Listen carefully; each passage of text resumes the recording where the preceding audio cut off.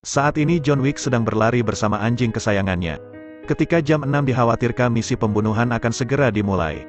Para suster ini bekerja di organisasi pembunuh. Saat ini John diposisikan di tempat pertama. Mereka memberi $14 juta untuk setiap orang yang bisa membunuhnya. Setelah pukul 6, para pembunuh mengintai seperti harimau.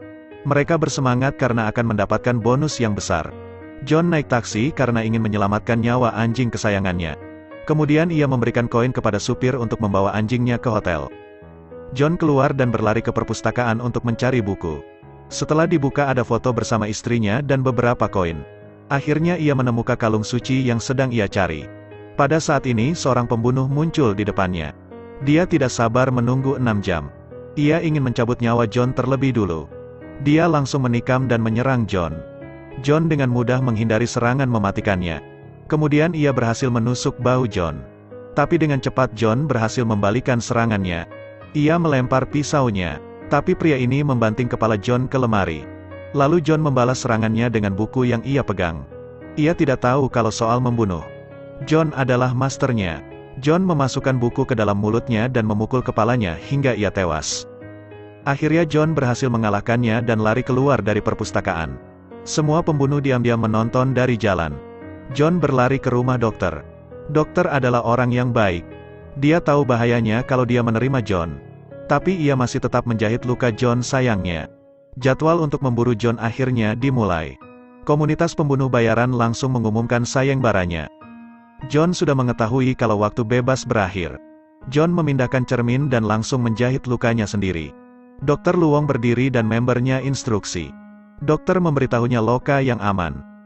Lalu dokter mengeluarkan pistol dan memberikan pistol itu kepadanya. Karena ia adalah sahabat dekatnya. Ia menyuruh John untuk melepaskan 2 tembakan ke arahnya.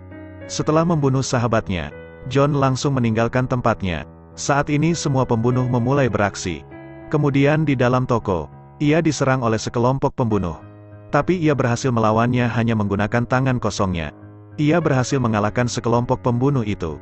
Di luar, dia dikejar oleh sekelompok pembunuh lain. Kali ini dia berlari ke kandang kuda. Ia menyergap dan membunuh orang itu dengan tangannya. Saat hendak mengambil pistol, John mengelak tembakan musuh dan menghalaunya dengan kuda. Dia mengambil kudanya untuk menghentikan si pembunuh. Pukul kuda dengan keras dan kuda itu menendang pembunuh. Lalu berlari melewati kuda dan dengan cepat menghabisi penjahat. Saat berkelahi ia dibantu oleh kuda. Jadi dia langsung menaiki kuda dan pergi ke jalan.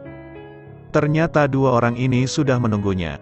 Saat melihat John mereka berdua langsung mengejarnya. 1 orang gang motor menghampiri dan menarik kera John. Dalam situasi ini John mengambil kesempatan untuk mengambil senjatanya. Saat rekan satunya mengejarnya dia segera bersembunyi di pinggir badan kuda. Menunggu waktu yang tepat John langsung menghabisinya. Kemudian John pergi ke organisasi lain.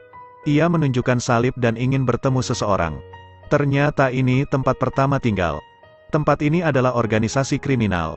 Wanita ini adalah nyonya besar. Dia langsung menghampirinya dan mengeluarkan paspornya. Berharap direktur bisa membantunya. Tapi organisasi ini terikat dengan organisasi pembunuh.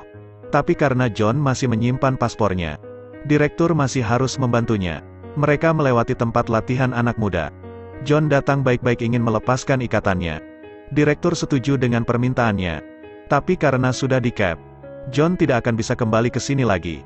Saat ini hotel menyambut kedatangan seorang gadis misterius. Nona, coba tunjukkan paspormu. Dia mengeluarkan lencana hitam. Dia adalah salah satu anggota dari organisasi pembunuh.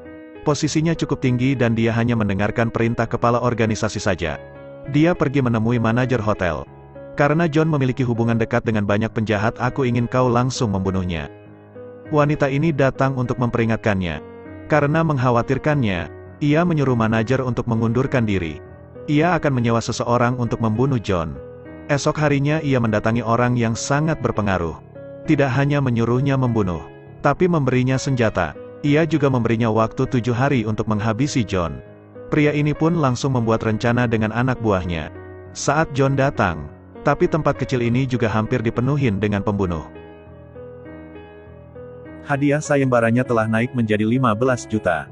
Tiba-tiba, seorang pria botak menahan tidakan pembunuh. Ia tahu kalau John akan bertemu seseorang. Jad pria botak itu langsung membawanya pergi. Sebagai pengelola hotel dia juga memiliki 2 anjing pemburu. Anjing melihat John dan langsung menggonggong. Wanita ini tiba-tiba menembaknya. Karena dahulu mereka adalah musuh jadi wanita ini berencana untuk membunuhnya. Sesuai aturan, ia harus menyelesaikan kontrak dahulu. Tapi sekarang Sofia adalah manajernya. Ia pun langsung menurunkan senjatanya. Dia ingin bertemu mantan majikan Sofia yang dulu menjadi manajer sebelumnya di sini. Ternyata wanita itu pun datang ke bar. Saat datang ia langsung menunjukkan identitasnya. Dia ingin pria botak ini bekerjanya. Wanita ini dapat mengontrol anggotanya di mana-mana. Bawahannya meterang markas majikan John. Kemudian dia dengan cepat masuk ke lantai dansa. Manajer harus diberi hukuman karena telah melanggar aliansi yang sudah disepakati. Direktur harus menggunakan darah untuk menebus dosanya. Ia memerintahkannya untuk bersumpah setia kepada aliansinya. Di sini John dan Sofia pergi ke mantan pemilik organisasi. Dia menyukai anjingnya pada pandangan pertama. John datang untuk bertemu satu-satunya penatua. Awalnya sebagian besar anggota tidak setuju dengan masuknya John. Tapi John langsung berlutut di tanah. Ia langsung memberikannya rahmat. Kamu tidak bisa membiarkan dia menemukanmu. Jika kamu ingin bertemu dengan Tuhanmu, kamu harus mengembara di padang pasir. Ikuti bintang di langit. Dan ambil bintang paling terang. Saat kau berada di ujung kematian, Tuhan akan datang menemuimu. Setelah mendengarkan doanya John langsung pergi. Tapi manajer menghampirinya kembali. Dia ingin mengambil alih anjing Sophie sebagai hadiah. Tapi Sophie menyangkalnya. Jika saya tidak bisa mendapatkannya saya akan membunuhnya. Tapi tak disangka ia langsung menembak anjingnya. Sophie langsung memeriksa anjingnya. Untung saja pelurunya kena hanya mengenai rompi anti peluru. Karena kesal, ia melakukan kontak mata dengan John. Ia mulai berkelahi dengan anak buah Brada. Brada juga langsung diserang oleh anjing dan ia langsung menggigitnya. Inilah akibatnya Arena, kau sudah berani melukai anjingku. Dia dan John hampir memusnahkan tempat ini. Kekuatan bertarung anjing itu pun sangat hebat. Ada orang yang menembak dari lantai atas. Anjing itu langsung terbang ke atas dan langsung membunuhnya. Hanya 2 orang dan 2 ekor anjing saja mereka berhasil mengalahkan markas Brada. Kemudian anjing itu mengalahkan orang yang ada di dalam mobil. Mereka melarikan diri dan berkendara ke padang pasir dengan mobil itu. Sofia memberi sebotol air untuk 2 anjing peliharaannya. Lalu dia meminum semua airnya. John membubuhkan sidik jarinya pada segel darah dan memberikannya kepada Sofia. Kemudian John pergi berjalan menyusuri padang pasir. Pria botak ini datang memberi hukuman. Tak disangka kekuatan bertarungnya sangat hebat. Karena sudah 7 hari, wanita ini datang untuk menagih janji. Ternyata ia tidak mau membunuh John. Ia harus menerima 7 sayatan untuk menebus dosanya. Tidak tahu sudah berapa lama John pingsan. Akhirnya seorang pria yang membawa unta datang menemuinya. Terima kasih telah menonton. Saksikan video-video selanjutnya di RS Studio.